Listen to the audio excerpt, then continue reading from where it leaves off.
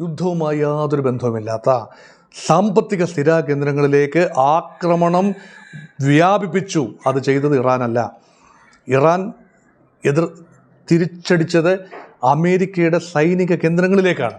ഇറാനെതിരെ അമേരിക്കയും ഇസ്രയേലും ചെയ്തത് ഒരു വലിയ അരുതാത്തത് ചെയ്തു എന്നൊരു ഫീലിംഗ് ആണ് ഇപ്പോൾ സൗദി അറേബ്യയും UAEയും ഖത്തറും കുവൈറ്റും ഒക്കെ നിലനിൽക്കുന്നത്, ബഹ്റൈനും ഒക്കെ നിലനിൽക്കുന്നത് തന്നെ അവരുടെ ഓയിൽ വെൽത്ത് കൊണ്ടാണ്.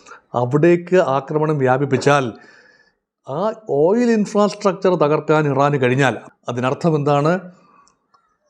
ഗൾഫ് മേഖല ഒരിക്കലും ഇനി പഴയതുപോലെ ആവില്ല എന്നാണ് അർത്ഥം. ഡോക്ടർ മോഹൻ വർഗീസ്, യുദ്ധത്തിൻ്റെ ഓരോ വശങ്ങളും നിരവധി തവണ നമ്മൾ ചർച്ച ചെയ്തതാണ്. ഓരോ അപ്ഡേറ്റിനെ കുറിച്ചും നമ്മൾ ചർച്ച ചെയ്യുന്നുണ്ട്. ഇറാൻ യുദ്ധം 4ാം ആഴ്ചയിലേക്ക് കടക്കുമ്പോൾ തങ്ങൾക്ക് എന്ത് മാറ്റമാണ് ഇവിടെ കാണുന്നത്? ഇസ്രായേൽ ഇറാന്റെ എണ്ണപ്പാടങ്ങളിൽ ആക്രമണം നടത്തിയിട്ടുണ്ട്. അമേരിക്ക പലതവണ ഗാർഗ് ദ്വീപിൽ ബോംബുകൾ ഇട്ടിട്ടുണ്ട്. ഇറാൻ ഗൾഫ് രാജ്യങ്ങളിലെ എണ്ണപ്പാടങ്ങളിലേക്ക് മിസൈലുകൾ അയക്കുന്ന സംഭവമുണ്ടായി. അപ്പോൾ സൈനിക കേന്ദ്രങ്ങളെ ആക്രമിക്കുന്നതിൽ നിന്ന് സാമ്പത്തിക സ്രോതസ്സുകളെ ആക്രമിക്കുന്ന രീതിയിലേക്ക് മാറിയോ ഈ ഒരു യുദ്ധം? യുദ്ധതന്ത്രങ്ങളിൽ മാറ്റം വന്നു. 3 ആഴ്ച കഴിഞ്ഞ് തിരിഞ്ഞു നോക്കുമ്പോൾ ആദ്യ ദിവസങ്ങളിലെ ആക്രമണത്തിൻ്റെ രീതി അല്ല ഇപ്പോൾ കാണുന്നത്. ആദ്യ ആഴ്ചയുടെ രീതിശാസ്ത്രമല്ല 4ാം ആഴ്ചയിലേക്ക് യുദ്ധം പ്രവേശിക്കുമ്പോൾ കാണുന്നത്. ആദ്യ സ്ട്രൈക്കെല്ലാം ലീഡർഷിപ്പിന് നേരെയായിരുന്നു. പിന്നീട് മിലിറ്ററി ഇൻസ്റ്റലേഷൻസ്, ആകാശ പ്രതിരോധ വ്യോമ പ്രതിരോധ സംവിധാനങ്ങൾ, ഇറാൻ്റെ വ്യോമ പ്രതിരോധ സംവിധാനങ്ങൾ, റഡാറുകൾ, അതുപോലെ ആൻറ്റി മിസൈൽ ബാറ്ററീസ് എല്ലാം തന്നെ തച്ചു തകർത്തു. സ്വാഭാവികമായി ഏത് യുദ്ധത്തിലും ആദ്യഘട്ടത്തിൽ അതൊക്കെ തന്നെയാണ് നടക്കുന്നത്. ഒരു സ്കൂൾ അബദ്ധത്തിൽ എന്ന് പറയുന്നു അമേരിക്ക, പക്ഷേ ആ സ്കൂളിൽ ഒരു കൊച്ചു പെൺകുട്ടികൾ പഠിച്ചിരുന്നൊരു സ്കൂളാണ്. അവിടെ 168 മരണങ്ങളുണ്ടായി. അത് ഏറ്റവും ദുഃഖകരമായ എപ്പിസോഡ്. അത് 1ാം ദിവസം തന്നെ സംഭവിച്ചതാണ്. പക്ഷെ അതിനുശേഷം പിന്നീട് യുദ്ധത്തിൻ്റെ ഗതി മാറും. ഇറാൻ റെസിസ്റ്റ് ചെയ്തു. ആദ്യം ഒരു വലിയ അങ്കലാപ്പ് ഉണ്ടാകുമെന്ന് പ്രതീക്ഷിച്ചു. ഉന്നത നേതാവ് 1ാം മണിക്കൂറിൽ തന്നെ വധിക്കപ്പെട്ടു. പക്ഷേ ഇറാൻ റീഗ്രൂപ്ഡ്. ഇറാൻ ഒരു റെസിലിയൻസ് കാട്ടി പിടിച്ചു നിൽക്കുന്നു എന്ന് വന്നപ്പോൾ പിന്നെയുള്ള മാർഗം അമേരിക്കയെ സംബന്ധിച്ചിടത്തോളം ഇറാന് വേദനിക്കുന്നത് എവിടെ? ഇറാൻ്റെ എണ്ണയുടെ 90% കയറ്റി അയക്കുന്നത് ഇറാൻ്റെ തെക്കുള്ള പേർഷ്യൻ ഗൾഫിലുള്ള ഒരു കൊച്ചു ദ്വീപാണ്. 20 ചതുരശ്ര കിലോമീറ്റർ മാത്രം വിസ്തീർണമുള്ള ഒരുപാട് ടെർമിനൽസുള്ള ഓയിൽ ടാങ്കറുകൾക്ക് വന്ന് നങ്കൂരമിടാൻ സൗകര്യമുള്ള ദ്വീപാണ് കാർഗ് ഐലൻഡ്. കാർഗ് ദ്വീപിൽ വൻ ആക്രമണമാണ് അമേരിക്ക കഴിഞ്ഞ ആഴ്ച അഴിച്ചുവിട്ടത്. കാർഗ് ദ്വീപിലെ ഡിഫൻസ് കേപ്പബിലിറ്റീസാണ് ആദ്യം അറ്റാക്ക് ചെയ്തത്. അതിനർത്ഥം എന്താണ്? നാളെ കാർഗ് ദ്വീപിൻ്റെ എണ്ണ ടാങ്കറുകൾ, എണ്ണ സംഭരണ കേന്ദ്രങ്ങൾ, തുറമുഖങ്ങൾ, ഒരുപാട് കപ്പലുകൾ അടുക്കാനുള്ള ഏരിയ ഉണ്ട്, ഇൻഫ്രാസ്ട്രക്ചറാണ്. അത് മുഴുവൻ തന്നെ ഇൻഫ്രാസ്ട്രക്ചറാണ്. ഇറാൻ്റെ മെയിൻലാൻഡ് ഇറാനിൽ ഉത്പാദിപ്പിക്കുന്ന പ്രകൃതിവാതകവും അതുപോലെ ക്രൂഡ് ഓയിലും കൊണ്ടുവരുന്നത് കാർഗിലേക്കാണ്. കാർഗിൽ നിന്നാണ് 90% ഇന്ധനം ഇറാൻ കയറ്റുമതി ചെയ്യുന്നത്. ഇപ്പോൾ കാര്യമായ കയറ്റുമതിയില്ല. ഉപരോധം കാരണം കാര്യമായ കയറ്റുമതി ഉണ്ടാവില്ലല്ലോ, യുദ്ധമായതുകൊണ്ട് കയറ്റുമതിയില്ല. പക്ഷേ അടിസ്ഥാന സൗകര്യങ്ങൾക്ക് നേരെ അമേരിക്ക ആക്രമണം അഴിച്ചുവിടുന്നു. അതിനുശേഷം ഏറ്റവും അരുതാത്തത് സംഭവിച്ചു. ഇറാൻ്റെ എണ്ണപ്പാടങ്ങൾ, ഡീസാലിനേഷൻ പ്ലാന്റ് എന്നിവയൊക്കെ ആക്രമണ വിധേയമാക്കി. അത് അമേരിക്കയല്ല ചെയ്തത്, ഇസ്രായേലാണ് ചെയ്തത് എന്നാണ് ഇപ്പോൾ കണ്ടെത്തിയിരിക്കുന്നത്. ഇതിനെതിരെയുള്ള തിരിച്ചടി രൂക്ഷമായിരുന്നു. അപ്പം ഇറാനെ സംബന്ധിച്ചിടത്തോളം സാമ്പത്തിക സ്രോതസ്സിലേക്ക് ഇപ്പം സൈനികമായി ആക്രമിക്കുന്ന മനസ്സിലാക്കാം. പട്ടാള കേന്ദ്രങ്ങൾ, വ്യോമതാവളങ്ങൾ, എയർപോർട്ടുകൾ, ഇതൊക്കെ സൈനികമായ കൊണോട്ടേഷൻസ് ഉള്ള സ്ഥലങ്ങളാണ്. പോർട്ടുകൾ, യുദ്ധക്കപ്പലുകൾക്ക് അടുക്കാവുന്ന സ്ഥലങ്ങൾ, ഇതൊക്കെ ആക്രമിക്കപ്പെട്ടാൽ ഒരുപക്ഷെ അത് യുദ്ധ മുന്നണിയാണ്. യുദ്ധവുമായി യാതൊരു ബന്ധവുമില്ലാത്ത സാമ്പത്തിക സ്ഥിരാകേന്ദ്രങ്ങളിലേക്ക് ആക്രമണം വ്യാപിപ്പിച്ചു. അത് ചെയ്തത് ഇറാനല്ല. ഇറാൻ തിരിച്ചടിച്ചത് അമേരിക്കയുടെ സൈനിക കേന്ദ്രങ്ങളിലേക്കാണ്. അമേരിക്കയുടെ സൈനിക കേന്ദ്രങ്ങൾ എവിടെയെല്ലാം ഉണ്ടോ, ഗൾഫ് നാടുകളിൽ എവിടെയെല്ലാം ഉണ്ടോ, അങ്ങോട്ടെല്ലാം ഇറാൻ റോക്കറ്റുകളും ഡ്രോണുകളും മിസൈലുകളും പായിച്ചു. കാര്യമായ നാശനഷ്ടങ്ങൾ ഉണ്ടായതായി അറിയില്ല എങ്കിലും ഒരു ലിമിറ്റഡ് സ്കെയിൽ നാശനഷ്ടങ്ങൾ ഉണ്ടായ നാശനഷ്ടങ്ങൾ പലതും റിപ്പോർട്ട് ചെയ്തിട്ടുമില്ല. കാരണം സ്ട്രിക്റ്റ് സെൻസർഷിപ്പ് നിയമങ്ങളുണ്ട് അവിടെ. അതുകൊണ്ടാണ് നാശനഷ്ടങ്ങൾ ഉണ്ടായത് മറച്ചു വെക്കാനാവില്ല. അത് സ്ഥിരീകരിക്കപ്പെടുന്ന നാശനഷ്ടങ്ങൾ തന്നെ ഉണ്ടായി. പക്ഷേ അതിൻ്റെ തോതിനെക്കുറിച്ച് ഊഹിക്കാനേ പറ്റൂ. കാര്യമായ ഒരു പക്ഷേ ഇറാനിലുണ്ടായ അത്രയും നാശനഷ്ടം ഒരു പക്ഷേ UAE-യിലോ സൗദിയിലോ കുവൈത്തിലോ ഒന്നും ഉണ്ടായി കാണില്ല. എങ്കിലും വിമാനങ്ങൾ തകർന്നു, അമേരിക്കൻ വിമാനങ്ങൾ അപകടത്തിൽ തകർന്നു എന്ന് പറയുന്നു. പക്ഷേ ഇങ്ങനെയാണെങ്കിലും ശരി, റീഫ്യൂലിംഗ് വിമാനം തകർന്നു എന്ന് വേണ്ട നാശനഷ്ടങ്ങൾ ഉണ്ടായിട്ടുണ്ട്. അപ്പോൾ സൈനികമായി ഉണ്ടാകുന്ന നാശനഷ്ടങ്ങൾ ഒരു യുദ്ധത്തിൻ്റെ ധാർമ്മികമായി നോക്കിയാൽ ഒരു യുദ്ധത്തിൻ്റെ ധാർമ്മികതയുടെ ഭാഗമാണ് പരസ്പരം സേനകൾ ആക്രമിക്കുക. എഗ്രീഡ്. അതുപോലും തെറ്റാണ്, ആധുനികമായി അതുപോലും തെറ്റാണ്. എങ്കിൽ പോലും ആർഗ്യുമെൻറ്റിന് വേണ്ടി അംഗീകരിക്കാം. പക്ഷേ ഇറാനെതിരെ അമേരിക്കയും ഇസ്രയേലും ചെയ്തത് ഒരു വലിയ അരുതാത്തത് ചെയ്തു എന്നൊരു ഫീലിംഗ് ആണ് ഇപ്പോൾ. അതുകൊണ്ടാണ് ഇറാൻ ആ രീതിയിൽ ഇപ്പോൾ തിരിച്ചടിച്ചുകൊണ്ടിരിക്കുന്നത്. 4-ാം ആഴ്ചയിലേക്ക് പ്രവേശിച്ചപ്പോൾ ഇപ്പോൾ കൂടുതൽ ആക്രമണങ്ങൾ നടക്കുന്നത് സാമ്പത്തിക കേന്ദ്രങ്ങളിലാണ്. സൗദി അറേബ്യയും UAE-യും ഖത്തറും കുവൈറ്റും ഒക്കെ നിലനിൽക്കുന്നത്, ബഹ്റൈനും ഒക്കെ നിലനിൽക്കുന്നത് തന്നെ അവരുടെ ഓയിൽ വെൽത്ത് കൊണ്ടാണ്. Oil, natural gas and hydrocarbon, മൊത്തത്തിൽ പറയുമ്പോൾ ഹൈഡ്രോകാർബൺ ഉൽപ്പന്നങ്ങൾ എന്ന് പറയാം. അവിടേക്ക് ആക്രമണം വ്യാപിപ്പിച്ചാൽ ആ ഓയിൽ ഇൻഫ്രാസ്ട്രക്ചർ തകർക്കാൻ ഇറാന് കഴിഞ്ഞാൽ, പൂർണ്ണമായി തകർക്കാൻ കഴിയില്ല, ഒരു നല്ല പങ്കെങ്കിലും തകർക്കാൻ കഴിഞ്ഞാൽ അതിനർത്ഥം എന്താണ്? ഗൾഫ് മേഖല ഒരിക്കലും ഇനി പഴയതുപോലെ ആവില്ല എന്നാണ് അർത്ഥം. വർഷങ്ങളെടുക്കും ഒന്ന് റീഗ്രൂപ്പ് ചെയ്തു വരാൻ, റീബിൽഡ് ചെയ്തു വരാൻ. പതിറ്റാണ്ടുകൾ ഒരുപക്ഷെ എടുക്കും. കാരണം ഈ ഒരു നൂറ്റാണ്ടിലധികം എടുത്ത് സ്ഥാപിച്ച ഇൻസ്റ്റലേഷനിൽ വലിയ നാശനഷ്ടങ്ങൾ ഉണ്ടാകുമ്പോൾ എത്ര അമേരിക്കൻ എഞ്ചിനീയറിംഗ് വന്ന് സഹായിച്ചു എന്ന് പറഞ്ഞാൽ പോലും ദ്രുതഗതിയിൽ എണ്ണ വ്യാപാരം ആ രീതിയിൽ പുനരാരംഭിക്കാൻ ആവാതെ വരും. ആ രീതിയിലേക്ക് പോകാതെ ഈ യുദ്ധം ഇവിടെ വെച്ച് ലിമിറ്റ് ചെയ്യാൻ ഈ സ്റ്റേജിലും സാധിക്കും എന്നാണ് ശുഭാപ്തി വിശ്വാസം. പക്ഷേ ചില കടുംപിടുത്തങ്ങൾ, ചില പിടിവാശികൾ അമേരിക്കൻ പ്രസിഡൻറ്റിൻ്റെ ഭാഗത്തു നിന്നും അമേരിക്കൻ പ്രസിഡൻറ്റിനെ ഉപദേശിക്കുന്ന ഒരു റാഡിക്കൽ വിഭാഗമുണ്ട്. മാഗ ക്യാമ്പയിൻ്റെ ഒരു റാഡിക്കൽ വിഭാഗം. ഇവരുടെ എല്ലാ ഉപദേശം ഒരുപക്ഷെ ട്രംപിനെ വഴിതെറ്റിച്ചു, അന്ധനാക്കി മാറ്റി. ഇസ്രായേലിന് വേണ്ടി ചെയ്യുന്ന ഒരു യുദ്ധം എന്ന നിലയിൽ നിന്നും അമേരിക്ക കുറച്ചുകൂടി സ്ട്രാറ്റജിക്കായി തന്ത്രപ്രധാനമായ താല്പര്യങ്ങൾ സംരക്ഷിക്കുന്നതിന് വേണ്ടി ഈ യുദ്ധത്തെ മാറ്റിയെടുത്താൽ എണ്ണ ഒരു കാരണവശാലും പൂർണ്ണമായി അമേരിക്കയുടെ നിയന്ത്രണത്തിലാവില്ല എന്നതാണ് യാഥാർത്ഥ്യം. അതിനുവേണ്ടിയാവും ഒരുപക്ഷെ അമേരിക്ക ശ്രമിക്കുന്നത്.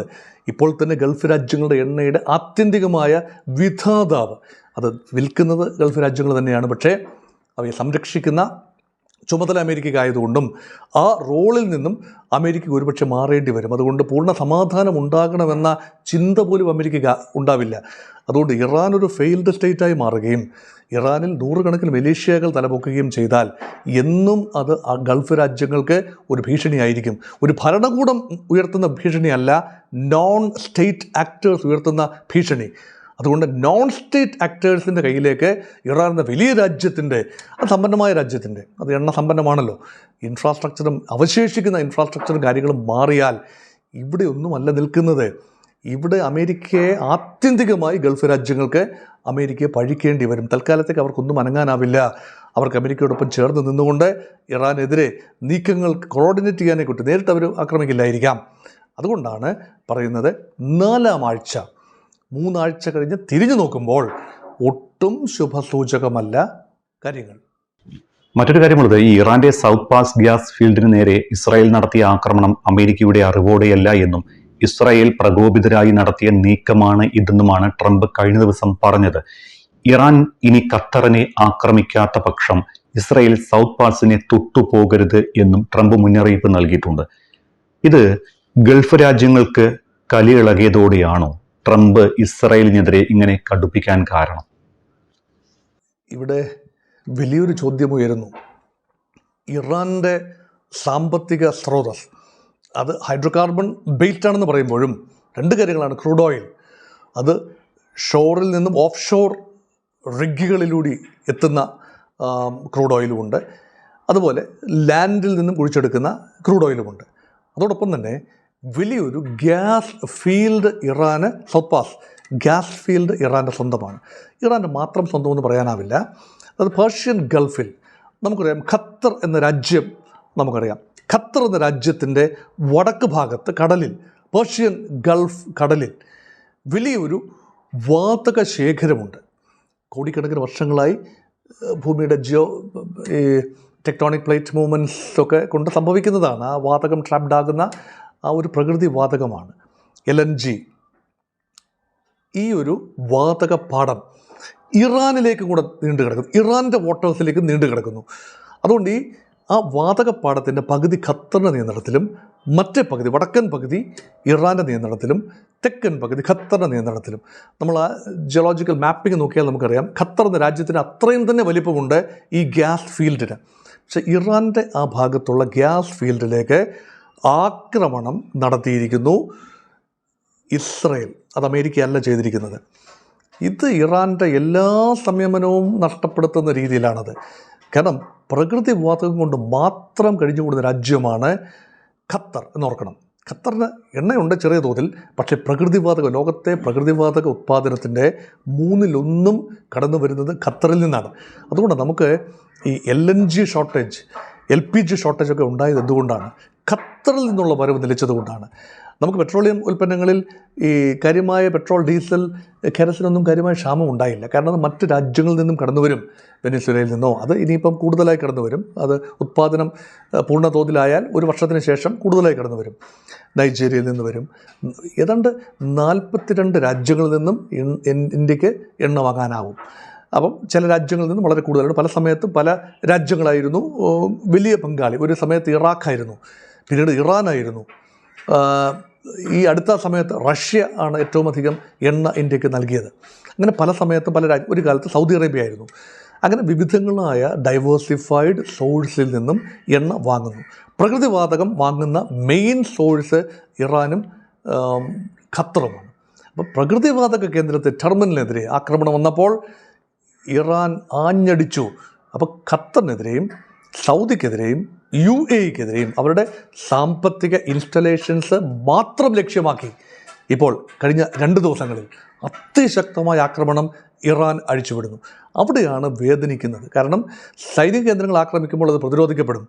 പക്ഷേ റിഫൈനറികളോ ഗ്യാസ് ഫീൽഡുകളോ എണ്ണ സംഭരണശാലകളോ കേന്ദ്രങ്ങളോ ആക്രമിക്കപ്പെടുമ്പോൾ കാര്യമായ പ്രതിരോധമുണ്ടാകും. പക്ഷേ ഈവൻ ഡ്രോണുകളുടെ അവശിഷ്ടങ്ങൾ ഈ ഓയിൽ ടാങ്കറുകൾക്ക് മുകളിൽ വീണാൽ പോലും വലിയ നാശനഷ്ടങ്ങളാണ് ഉണ്ടാകുന്നത്. അല്ലെങ്കിൽ എണ്ണ സംഭരണശാലകൾക്ക് പുറത്ത് വീണാൽ തന്നെ വൻ തീപിടുത്തമാണ് ഉണ്ടാകുന്നത്. ഇതൊരു തുടർ പൊട്ടിത്തെറിയിലേക്ക് നീങ്ങും. അതൊന്നും ആരും ആഗ്രഹിക്കുന്നില്ല. അതുകൊണ്ട് ഇസ്രയേലിനോട് അമേരിക്ക കട്ടക്കലിപ്പിലാണിപ്പോൾ. കലിപ്പെന്ന് പറയുമ്പോൾ ചിലത് ഈ അമേരിക്കയോടൊപ്പം ചേർന്ന് നിന്നുകൊണ്ട് യുദ്ധം ചെയ്യുമ്പോഴും ചില ടാർഗറ്റ്സ് ഒഴിവാക്കണം എന്നൊരു പക്ഷേ അമേരിക്ക ഇസ്രയേലിനോട് ഉണ്ടാവണമെന്നത് ഊഹം മാത്രമാണ്. പക്ഷേ അതനുസരിക്കാൻ, വെളിയേട്ടൻ പറയുന്നത് അനുസരിക്കാൻ ഇസ്രായേൽ തയ്യാറല്ല. ഈവൻ അമേരിക്ക യുദ്ധം നിർത്തിവെച്ചാൽ പോലും യുദ്ധം തുടരുകയും തങ്ങളുടെ ഉദ്ദേശങ്ങൾ നേടിയെടുക്കുകയും ചെയ്യണമെന്ന് ഇസ്രായേൽ ആഗ്രഹമുണ്ടാകും. കാരണം ഇസ്രായേലിൻ്റെ സുരക്ഷ വലിയ ഒരു വിഷയം തന്നെയാണ്. അത് ന്യായമായും നമുക്ക് മനസ്സിലാക്കുകയും ചെയ്യാം. ഡെത്ത് ടു ഇസ്രായേൽ എന്ന് ഇറാൻ എന്ന രാജ്യത്തിൻ്റെ നേതൃത്വം നിരന്തരം പുലമ്പിയപ്പോൾ സ്വാഭാവികമായി ഇസ്രായേൽ ഉണ്ടാകുന്ന ഒരു സെക്യൂരിറ്റി, ഒരു കൺസേൺ, സുരക്ഷാപരമായ ഒരു വലിയ കൺസേണാണ്. അത് അഡ്രസ്സ് ചെയ്യണമെങ്കിൽ ഇറാൻ്റെ കേപ്പബിലിറ്റി പരമാവധി കുറച്ച് കൊണ്ടുവരണം. അതിനുള്ള നടപടികളാണ് ചെയ്തുകൊണ്ടിരിക്കുന്നത്. പക്ഷേ അത് അമേരിക്കയുമായി ഒരു ധാരണയിലല്ല എണ്ണപ്പാടങ്ങൾക്ക് നേരെ നടത്തിയ ആക്രമണം എന്ന രീതിയിലാണ് ഇപ്പോൾ റിപ്പോർട്ടുകൾ. അതുകൊണ്ടാണ് ട്രംപ് നെതന്യാഹുവിനോട് രൂക്ഷമായ ഭാഷയിൽ ചില കാര്യങ്ങൾ ചെയ്തു കഴിഞ്ഞാൽ നിങ്ങൾക്ക് കാര്യമായ നാശനഷ്ടം ഉണ്ടാവില്ല, പക്ഷേ ഗൾഫ് രാജ്യങ്ങളുടെ ഓയിൽ ഇൻഫ്രാസ്ട്രക്ചറിനെതിരെ ഇറാൻ ആഞ്ഞടിച്ചാൽ ആരുത്തരം പറയും എന്നാണ് ട്രംപ് ഇസ്രയേലിനോട് ചോദിച്ചിരിക്കുന്നത്.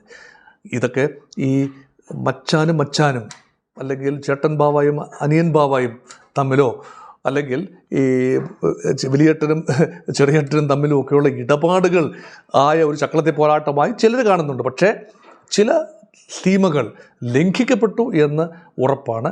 അത് ലംഘിച്ചതിൻ്റെ പ്രധാന ഉത്തരവാദി ഈ കണക്കിൽ ഗ്യാസ് ഫീൽഡുകൾ ആക്രമിച്ചതിൻ്റെ പ്രധാന ഉത്തരവാദി ഇസ്രയേലാണ് എന്നാണ് ഇപ്പോൾ അമേരിക്ക പോലും സമ്മതിച്ചിരിക്കുന്നത്. ഈ ഹോർമൂസ് പിടിച്ചെടുക്കാനുള്ള ട്രംപിന്റെ പദ്ധതിക്ക് തണുത്ത പ്രതികരണമാണല്ലോ ആദ്യം ലഭിച്ചത്. ഇത് ഞങ്ങളുടെ യുദ്ധമല്ല എന്ന് ജർമ്മൻ വിദേശകാര്യ മന്ത്രി വരെ കടുപ്പിച്ചു പറയുന്ന ഒരു സാഹചര്യവും ഉണ്ടായിരുന്നു. ട്രംപിന്റെ അമേരിക്കയ്ക്ക് ഇനി ഒന്നിനും പിന്തുണ ഇല്ല എന്നാണോ ഈ നാറ്റോയും അല്ലെങ്കിൽ മറ്റ് സഖ്യകക്ഷികളും പറഞ്ഞു വെക്കുന്നത്? അങ്ങനെ വേണമോ വ്യാഖ്യാനിക്കാൻ? ഹോർമൂസ് കടലിടുക്ക് പിടിച്ചെടുക്കുക എന്നത് ഒരു ഘട്ടത്തിലും യുദ്ധം തുടങ്ങുന്ന സമയത്ത് ചർച്ചയിലുണ്ടായിരുന്നില്ല. ഹോർമൂസ് ഒരു ആയുധമാവും, ഹോർമൂസ് ഒരു വലിയ ഒരു ട്രംപ് കാർഡാകും ഇറാന് എന്ന് ജിയോ സ്ട്രാറ്റജിസ്റ്റുകൾ എല്ലാം തന്നെ ട്രംപിന് വാർണിംഗ് കൊടുത്തതാണ്. പക്ഷേ അതൊക്കെ തൃണവൽ ഗണിച്ചുകൊണ്ട് അമേരിക്കയുടെ സൈനിക ബലത്തിൽ ഹോർമൂസിനെ ഒന്നും ഇറാൻ ഉപരോധിക്കാനാവില്ല, ഇറാൻ ഹോർമൂസ് അടയ്ക്കാനാവില്ല എന്ന ഒരു ധൈര്യത്തിലായിരുന്നു അമേരിക്ക. അമേരിക്കൻ കപ്പലുകൾക്ക് യഥേഷ്ടം ഹോർമൂസിലൂടെ വിഹരിക്കാൻ കഴിയും. പേർഷ്യൻ ഗൾഫ് മേഖലയിൽ ഒമാൻ ഉൾക്കടലിൽ നിന്നും ഹോർമൂസ് വഴി അമേരിക്കൻ കപ്പലുകൾ, യുദ്ധക്കപ്പലുകൾ ഉൾപ്പെടെ പേർഷ്യൻ ഗൾഫിലേക്ക് വൻതോതിൽ കടക്കും. ഇപ്പോൾ പേർഷ്യൻ ഗൾഫിൽ അമേരിക്കൻ യുദ്ധക്കപ്പലുകളുടെ സാന്നിധ്യമില്ല. പേർഷ്യൻ ഗൾഫിന് പുറത്താണ് ഒമാൻ ഉൾക്കടലിലും അറബിക്കടലിലുമാണ് അമേരിക്കൻ സേന വിന്യാസമുള്ളത്. അതുപോലെ ചെങ്കടലിലുമുണ്ട്. അതുകൊണ്ട് ഹോർമൂസിൻ്റെ നിയന്ത്രണമെന്ന് പറയാനാവില്ല എങ്കിലും ഹോർമൂസിനെ സുരക്ഷിതമാക്കി നിർത്താൻ അമേരിക്കയ്ക്കും ഇസ്രയേലിനും ഗൾഫ് രാജ്യങ്ങൾക്കും കഴിയുന്നില്ല. അതിനർത്ഥം ഹോർമൂസ് പ്രാക്ടിക്കലി ഇറാൻ്റെ കൺട്രോളിലാണ് എന്ന് വേണമെങ്കിൽ പറയാം. കാരണം ഹോർമൂസിലൂടെ ഏതെങ്കിലും കപ്പൽ കടന്നു പോയാൽ that is within the hitting range of Iran. അവിടെയാണ് ഇപ്പോൾ അമേരിക്ക ഉദ്ദേശിച്ച ഇടത്തേക്കല്ല കാര്യങ്ങൾ നീങ്ങുന്നത്. അത് ബോധ്യമായപ്പോൾ ലോകത്തോടായി അമേരിക്കൻ പ്രസിഡന്റ് അപ്പീൽ കൊടുത്തു, ഒരു ആഹ്വാനം നൽകി. റഷ്യ, ചൈന, ഇന്ത്യ, വലിയ രാജ്യങ്ങൾ, ശക്തമായ രാജ്യങ്ങൾ കടന്നു വരൂ, നമുക്ക് ഒരുമിച്ച് ഹോർമൂസിനെ മോചിപ്പിക്കാം. നിങ്ങളെല്ലാം സേനാ കപ്പലുകൾ അയക്കൂ, യുദ്ധക്കപ്പലുകൾ അയക്കൂ, അവർ അകമ്പടി പോകട്ടെ, ഓയിൽ ടാങ്കറുകൾക്ക് അകമ്പടി പോകട്ടെ. അങ്ങനെയൊന്നും മെനൂവർ ചെയ്യാവുന്നൊരു ഘട്ടത്തിലല്ല. കാരണം വലിയ തുകയാണ് ഇൻഷുറൻസ് കമ്പനികൾ, ഓയിൽ ടാങ്കറുകൾ, മറ്റ് കപ്പലുകൾ, അവശ്യവസ്തുക്കളുമായി എത്തുന്ന കപ്പലുകൾ, അവയ്ക്കൊക്കെയുള്ള ഇൻഷുറൻസ് തുക 10 മടങ്ങാണ് ഇപ്പോൾ വർദ്ധിച്ചത് അടുത്ത സമയത്ത്, യുദ്ധം തുടങ്ങിയതിൽ പിന്നെ. അതുകൊണ്ട് ആരും ആ ഭാഗത്തേക്ക് അടുക്കാൻ, ഇറാൻ്റെ ഭീഷണി നിലവിലുള്ളിടത്തോളം കാലം ആ ഭാഗത്തേക്ക് അടുക്കാൻ തയ്യാറാവില്ല, അത് അറിയാം. പക്ഷേ അമേരിക്ക ആഗ്രഹിച്ചു ചില രാജ്യങ്ങളെങ്കിലും, റഷ്യയും ചൈനയും ഒക്കെ സഹായം ആവശ്യപ്പെട്ടാലും അവർ അമേരിക്കയ്ക്ക് അനുകൂലമായി പ്രതികരിക്കില്ല ഈ യുദ്ധത്തിൽ. അല്ലെങ്കിൽ ഹോർമൂസ് സുഗമമായി സഞ്ചരിക്കാൻ വേണ്ടി റഷ്യയും ചൈനയും ഇന്ത്യയും ഒന്നും കപ്പലുകൾ വിടില്ല എന്ന് നമുക്കറിയാം. അത് കോമൺ സെൻസിന് എഗൻസ്റ്റാണ്. പക്ഷേ യൂറോപ്യൻ രാജ്യങ്ങൾ മുൻ യുദ്ധങ്ങളിലെല്ലാം നെയ്റ്റോ പങ്കാളികളായ പശ്ചിമ യൂറോപ്പിലെ ഫ്രാൻസും ജർമ്മനിയും ബ്രിട്ടനും സ്പെയിനും പോർച്ചുഗലും, വടക്കൻ യൂറോപ്പിലെ Norway, Sweden, Finland, Denmark, Belgium, Netherland, Luxembourg, Ireland, ഈ രാജ്യങ്ങളൊക്കെ അമേരിക്കയോടൊപ്പം നിന്ന രാജ്യങ്ങളാണ്, നെയ്റ്റോ പങ്കാളികളാണ്. പക്ഷേ ഈ പ്രാവശ്യം ജർമ്മൻ വിദേശകാര്യമന്ത്രി പോലും കട്ടയ്ക്ക് പറഞ്ഞു, ഞങ്ങളുടെ യുദ്ധമല്ലത്, അമേരിക്ക യുദ്ധത്തിലേക്ക് നീങ്ങി, ഇസ്രായേലിന് വേണ്ടി യുദ്ധം ചെയ്യുന്നു, നിങ്ങളായി നിങ്ങളുടെ പാടായി, ഞങ്ങളെ ഇതിലേക്ക് വലിച്ചിഴക്കേണ്ട, ഹോർമൂസ് മോചിപ്പിക്കാൻ പോലും ഞങ്ങൾ യുദ്ധക്കപ്പലുകൾ അയക്കില്ല എന്ന് കട്ടായം പറഞ്ഞിരിക്കുകയാണ് യൂറോപ്യൻ രാജ്യങ്ങൾ. ട്രംപ് വളരെ രോക്ഷാകുലനാണ്. തൻ്റെ തന്നെ യുദ്ധം നയിച്ചോളാം, അമേരിക്ക അതിനുള്ള കപ്പാസിറ്റി ഉണ്ട്, കേപ്പബിലിറ്റി ഉണ്ട്. ലോകത്തെ ഡിഫൻസ് സ്പെൻഡിങ്ങിൻ്റെ ഏതാണ്ട് 40% അമേരിക്കയാണ് നടത്തുന്നത്. അപ്പോൾ ഇതെല്ലാം കൂടി യൂറോപ്യൻ ശക്തികളെല്ലാം കൂടി ചേർന്നാലും അറബ് രാജ്യങ്ങളെല്ലാം കൂടി ചേർന്നാലും സൈനിക ശക്തിയുടെ കാര്യത്തിൽ അമേരിക്കയുടെ അത്രയും വരില്ല എന്ന ഒരു ഹുങ്കായിരിക്കണം. ആ ഒരു ആത്മവിശ്വാസം മതിയാവുന്നില്ല. ഹോർമൂസ് കടലിലൂടെ സുഗമമായ വ്യാപാരം, കപ്പലോട്ടം നടക്കാൻ അമേരിക്കയുടെ ആത്മവിശ്വാസം മതിയാവുന്നില്ല എന്നാണ് ഇപ്പോൾ തെളിഞ്ഞിരിക്കുന്നത്. അതിനർത്ഥം അമേരിക്ക ഏതാണ്ട് പൂർണ്ണമായി ഒറ്റപ്പെട്ട, ആര് വിജയിക്കുന്നു ആര് പരാജയപ്പെടുന്നു എന്നതല്ല ഇവിടുത്തെ പ്രതിപാദ്യം. അമേരിക്ക തങ്ങളുടെ കൂട്ടാളികളിൽ നിന്നും ഏറെ മാറിയിരിക്കുന്നു. അല്ലെങ്കിൽ കൂട്ടാളികൾ അമേരിക്കയെ ഈ യുദ്ധത്തിലെങ്കിലും ഉപേക്ഷിച്ചിരിക്കുന്നു. അവർ അമേരിക്ക എതിരെ തിരിയുന്നില്ല. പക്ഷേ ഇത് അമേരിക്കയുടെ യുദ്ധമാണ് എന്ന് പറഞ്ഞുകൊണ്ട് മാറി നിന്ന് കളി കാണുകയാണ് അമേരിക്കയുടെ എക്കാലത്തെയും വിശ്വസ്തരായ പങ്കാളികളായ യൂറോപ്യൻ രാജ്യങ്ങൾ ഉൾപ്പെടെയുള്ള രാജ്യങ്ങൾ. അപ്പോൾ യുദ്ധം കഴിഞ്ഞ് ലാഭനഷ്ടങ്ങളുടെ കണക്കൊക്കെ എടുത്ത് നോക്കുമ്പോൾ അമേരിക്കയ്ക്ക് എന്താവും പറയാനുണ്ടാവുക? തങ്ങളുടെ നല്ല ചങ്ങാതിമാർ ഈ യുദ്ധത്തിൽ തങ്ങളെ സഹായിച്ചില്ല, തങ്ങൾക്ക് മാത്രം പണം ചെലവഴിക്കേണ്ടി വന്നു. തങ്ങളുടെ വോട്ടർമാരോട്, ടാക്സ് പേയേഴ്സിനോട്, അമേരിക്കൻ ജനതയോട് മറുപടി പറയാൻ ട്രംപ് വല്ലാതെ വിഷമിക്കാനാണ് സാധ്യത.